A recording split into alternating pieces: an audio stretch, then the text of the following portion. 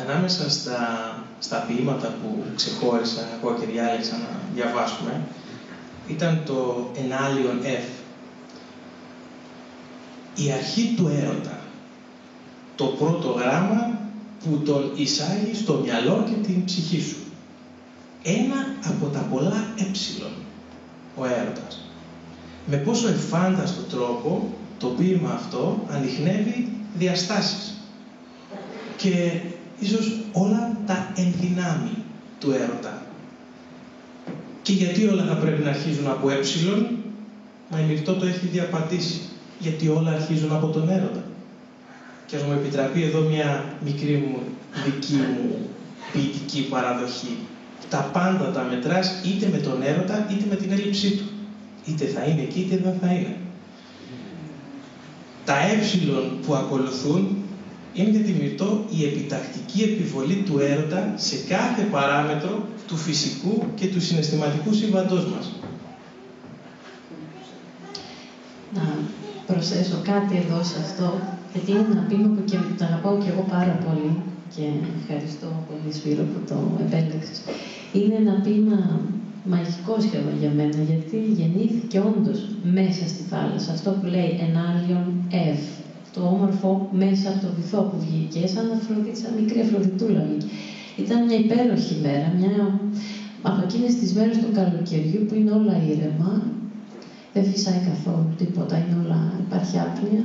Είμαι στη θάλασσα, στον κόλπο Γέρας, στη Μυτιλήνη από όπου κατάγομαι, και ατενίζω τη θάλασσα, η οποία είναι σαν λιμνούλα, είναι ένας κόλπος μαγευτικός, είναι σαν λιμνούλα εκεί. Και έχω φύγει φυσικά από τη γη, δεν είμαι μαλλιού και κοιτάω αυτή την ομορφιά. Και εκείνη την ώρα έρχεται ένας αγαπημένος, ο οποίος διακόπτει για λίγο την ηρεμία, κάθεται δίπλα και κουβεντιάζουν έτσι όμορφα και απλά, δίπλα στο νερό της θάλασσας. Και εκεί, σε κάποια στιγμή μου λέει, «Μα καλά, έχεις γράψει αρκετά, δεν θα γράψεις και για μένα κάτι?» Και του λέω, «Εντάξει, θα γράψω, αλλά πρέπει να έρθει μόνο του και έχω στο μυαλό μου να γράψω». Είχε φτάσει μια στιγμή που ήθελα να γράψω πάλι. Και μόλις έφυγε πραγματικά και μπήκα στο νερό, δηλαδή μπήκα μέσα στο νερό και άρχισα να κολυμπώ έτσι ένα από τα ωραιότερα μπάνια του καλοκαιριού με στην ηρεμία αυτή και την χαλάρωση και τη διαλύνη. Και ξεπετάχτηκαν τα έψιλον αυτά μέσα στο νερό έτσι, ένα-ένα, όπως θα σας τα διαβάσω τώρα. Ενάλιον F. Ειρήνη, έρωτας, ελευθερία, επιστροφή. Στα έψιλον ανάμεσα επιπλέον. Έρχεσαι, ελελεύ, φτερά του έρωτα στους ώμους σου, ερμής, στα πόδια σου φτερά αηλίου. Το έψιλον πίσω από το αλφα ελοχεύει, εωθινός και έσπερος, και ωραίος ως Έλλην, σε γη αιωλική, εν άλλο που επιβαίνουμε μαζί. Εκκίνηση στο έψιλον τη σκάλα, ελπίδα επουράνια για να βρει όλα τα άλλα. Το επόμενο που θα ακούσετε το διάλεξα γιατί μου θύμιζε μία ακόμα από τις ιδιότητες του έρωτα. Αυτή που το κάνει να γίνεται ένα τόσο μικρό πρισματάκι και να μπαίνει μπροστά στη ματιά σου και όλα να τα βλέπεις μέσα από αυτό. Και που θυμίζει η Μυρτώ μέσα σε αυτό το ποίημα ότι αυτά που βλέπεις είναι αυτά που κουβαλάς μέσα σου. Και καλύτερα να το διαβάσει εκείνη. Και είναι και αυτό που λέμε ότι όλοι ζούμε κάτω από τον ίδιο ουρανό, αλλά έχουμε άλλον ορίζοντα.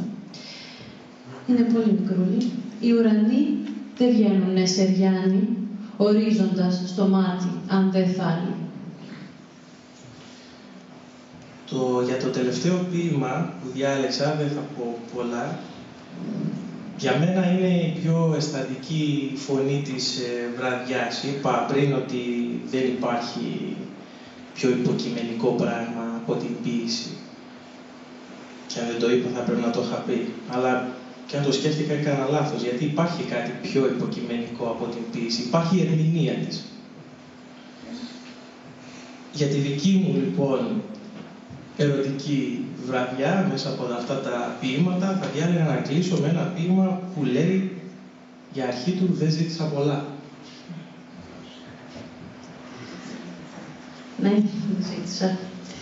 δεν ζήτησα πολλά από τα νυχτά του ονείρου σου περνώντας. Στα χρυσά τα κλονιά του να φωλιάσουν οι ώρες. Τα ρόδα τους οι ελπίδες να βιάσουν στην ποδιά της χαράς. Και χωές τα αποφόρια ενός χρόνου επέτη να προσφέρει στο τώρα το ρακέμβι το χθες. Τα μάτια στο άνοιξε κλείσε τους, το φως απ' τη φωτιά σου σαν αχινή να κλείνουν στην καρδιά τους και σπλαχνικά σταλάζοντας το εντός μου, στο λείπω, στο δεν είναι σου, του πόθου μου για σένα να ανάβουν τα κεριά. Αυτό είναι πολύ μωρό, το έγραψα πριν 2 εβδομάδες. Αυτό είναι το τελευταίο. Ναι, το τελευταίο. Οδεύοντας προς ένα κλείσιμο δικό μου, θα αφήσω λίγο τη Μυρτώ να ξεκουράσει τη δική της σκέψη, το λόγο της, να δανειστώ λίγες λέξεις από τον Ελίτη. Η ποίηση είναι ένα πουλί, πολύ μικρό, πολύ πικρό, πολύ φοβισμένο. Γι' αυτό και οι γυναίκες ταράζονται μόλις το δουν.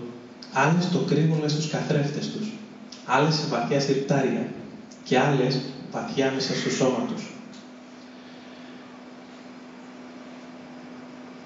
Ένιωσα μεγάλη χαρά και τιμή όταν η Μυρτώ, που δεν έχει εκδώσει ποιητικές συλλογές, δεν έχει δημοσιεύσει από όσο ξέρω ποίηματα, μου εμπιστεύτηκε αυτά που μοιραστήκαμε μαζί σας σήμερα. Είναι αυτά που καμιά φορά εγώ τα ονομάζω, αυτό μου άρεσε αυτό το ποίημα του Ελίτη, τα ποίηματα του συρταριού. Αυτά που μπορεί πολλοί από εμάς να τα γράφουμε, να τα κρατάμε φυλαγμένα στα συρτάρια μας, να τα μαζεύουμε χωρίς να τα εκθέτουμε δεξιά και αριστερά, γιατί δεν είναι τόσο σημαντικό να τα εκθέσουμε όσο να τα έχουμε σαν ένα συναισθηματικό ημερολόγιο της δικής μας ζωής. Γιατί μας αρκεί να τα διαβάζουμε εμείς. Γιατί μας αρκεί να ξέρουμε ότι είναι κάπου εκεί μέσα στο συρτάρι, επειδή κάποια στιγμή μας λύτρωσαν από έναν άφατο πόνο ή από μια μεγάλη χαρά το ίδιο.